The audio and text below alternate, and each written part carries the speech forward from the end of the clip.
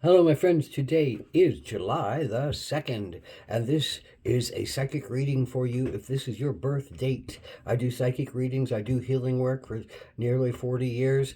Check out my credits. I do a lot of internet readings, and I do a lot of work out of my office in Albuquerque, New Mexico. This is a 4 card pull to cover the year to follow for those born on July the 2nd. A lens card to look at the year through, a challenge you might face this year, an action you could take to stay in balance, and an outcome or synopsis card. The lens card for the year is the Maiden. All of us, men and women, we have, that young, vibrant uh, energy that wants to explore and wants to taste life and wants to um, jump into their skin and wants to be sensual and wants to be young and youthful and wants to dream fairy tale dreams and wants to kiss princes, even frogs that turn into princes. Hopefully, that's the idea around the Maiden. There's what is the youthfulness of us? What really desiring, and is that youthfulness something that risks taking us out of our our realm that other people think we should be in. You should properly go to, working toward being a mother. You should probably work toward going to be, a professional. You should properly work toward, this certain thing and avoid all these things and stay in these lines. But the Maiden is often sparked in new directions, wants to taste life. So it's that challenge of wanting to taste something that might be forbidden, that one might want to be taboo, or that challenge of denying that's even in you and facing this part of you that has another itch, another want, another sense of itself. And so it's about how are you either accepting or refusing what is happening inside of you on that Maiden level. Are you able to be your youthful, impassioned, inquisitive, intuitive, spunky, ready for life kind of Maiden, young female energy in essence? But it's not about male or female. It's about intuition. It's about sensuality. It's about connection to those more emotional realms, watery realms, intuition, emotions, heart, compassion, joy, pleasure, addictions and repulsions. That's a lot about what you're doing with your addictions and your repulsions. So this is your particular challenge, King of Cups. This can reminds me of a father.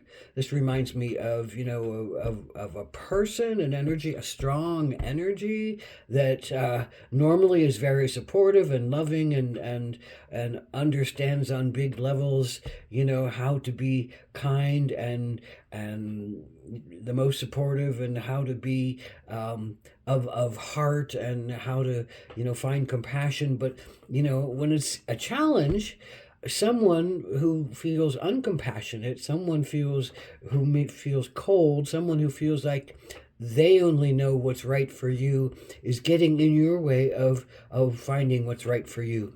So a loss of authenticity because someone else is putting barriers in your way. Someone else is controlling you. Someone else is holding the lines and the limits of what you're, quote, allowed to do and what you need to do, and how you should be and how you should act. Now, is this this can be a church, this can be a person, this can be a father, this can be a mother, this can be a boss, this can be, a friend, this can be a lover. It doesn't have to be male or female. It's someone who is in control, and it's all about the heart, because it's all about cups. And what is the Maiden about? Well, cups. Well, someone wants you, in their heart, they want you to go a different direction than what you want to do. And so it's kind of like coming up against an immovable force that says, no, I'm not going to allow you. And what do you do when you're denied your itchings, you're denied your wishes, you're denied your quest to find your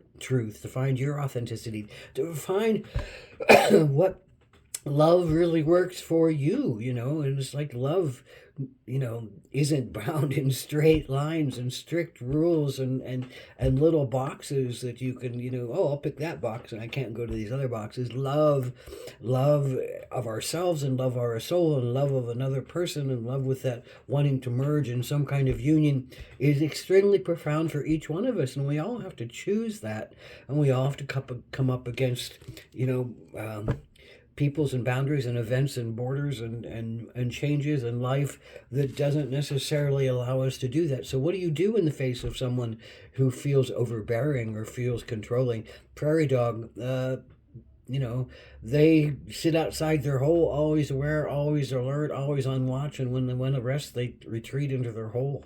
Retreat, it's you have the ability to retreat, to get away, to go into a place that's comfortable, to go into a place that's supportive, to go into a place where you don't have to be on alert all the time, and because you can't be on alert all the time, you can't be wary and watchful and in pain facing somebody all the time. And this is a powerful lesson of how do you take care of yourself when the situation is not necessarily opening up in the way that you want it to. Well, prairie dog, go into those holes. Those holes also represent portals to other realms. It's a place of dreaming. It's a place of visioning. It's a place of allowing yourself to see yourself in new roles, in wider understandings and deeper connections. So, in your dream work, in your retreat work, wherever you go to get away from, what is in your face, there's something there for you. There's someone there for you. There's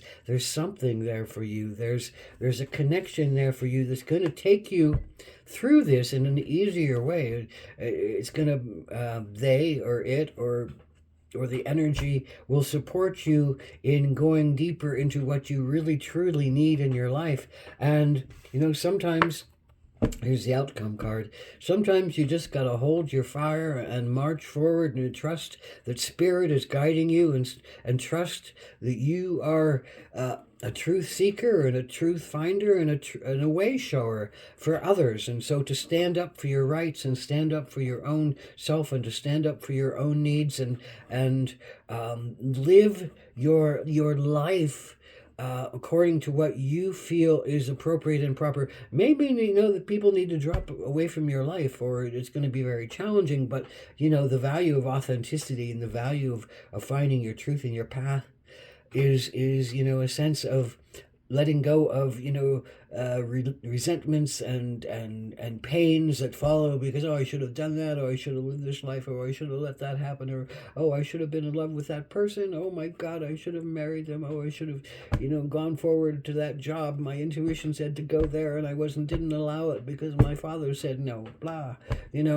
This is about, all my readings are about finding your authenticity to the best way you can under the circumstances that you can, because ultimately your authenticity, your truth, your sacred truth is what will guide you to be who you are and will guide you to do the healing work, whatever that means, in whatever way you're needed to. It will guide you to live more according to your spirit and your physical needs on a day-to-day level. So keep pushing through some boundaries, but sometimes you can't push directly through boundaries of people who are in your way, and you have to retreat. And through your retreat, you'll find a better way to enact that passionate, sensual, young energy of inquisitiveness and daring and choice that is in all of us. Oh.